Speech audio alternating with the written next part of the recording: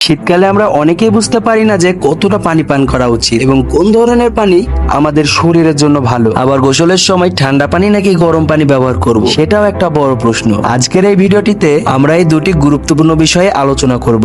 ভিডিওটি শেষ অবধি দেখুন, কারণ এতে আপনার শীতকাল আরো আরামদায়ক হবে। তো চলুন ভিডিওটি বেশি বড় না করে শুরু করা যাক।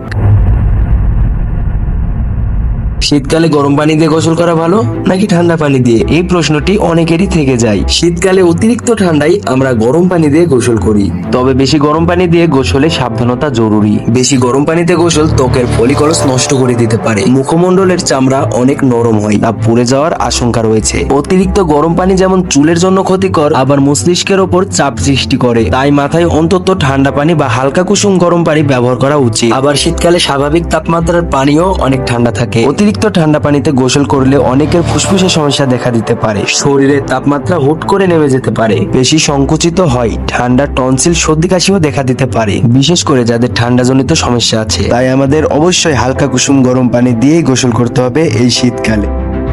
এখন জানুন, এই শীতকালে গরম পানি খাবেন নাকি ঠান্ডা পানি খাবেন। শীতকালে হালকা গরম পানি পান করা শরীরের জন্য ভালো। এটি হজম শক্তি উন্নত করে, গলা পরিষ্কার রাখে এবং ঠান্ডা কাশি প্রতিরোধ করে।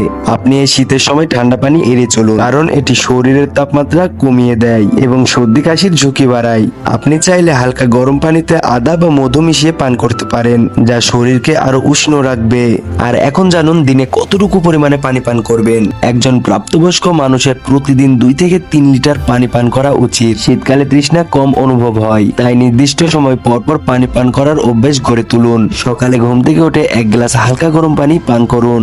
দিনের মধ্যে স্যুপ, চা বা ফলের রসের মতো জলীয় খাবার খাওয়ার চেষ্টা করুন। পানি পান না করলে আপনার ত্বক শুষ্ক হয়ে যেতে পারে এবং হজমের সমস্যা দেখা দিতে পারে। তাহলে আমাদের মনে রাখতে হবে, শীতকালে গরম পানি পান করা শরীরের জন্য উপকারী এবং দিনে 2 থেকে 3 লিটার পানি পান আমাদের করতেই হবে।